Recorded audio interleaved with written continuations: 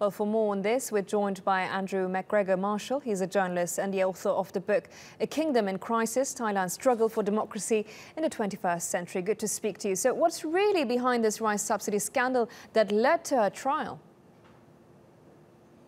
Well, first of all, I can confirm that Yingluck has fled Thailand. I've spoken to sources very close to her today, and she has fled.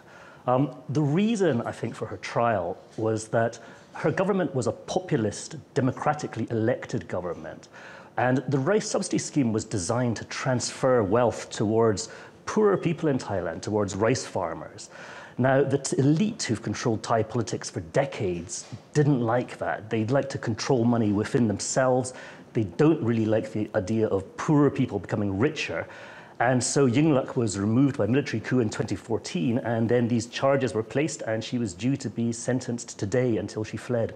And you said you've spoken to your sources and say that she has fled. How could she have fled the country? With help, and to where? Well, there's a way for Thais who need to escape Thailand quickly. They usually go via Cambodia.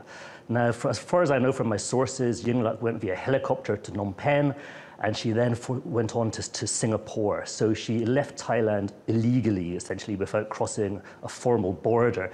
And this is a way that many dissidents and many enemies of the regime have escaped when they're facing charges.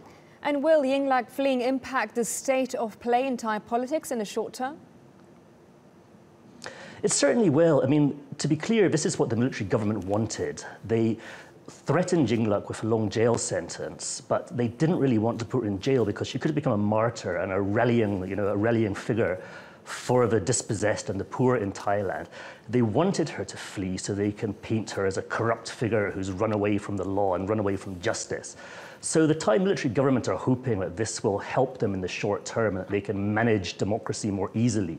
I'm not sure that's true. I think a lot of Yingluck supporters sympathize with her and don't believe in these charges. They think they're politically motivated.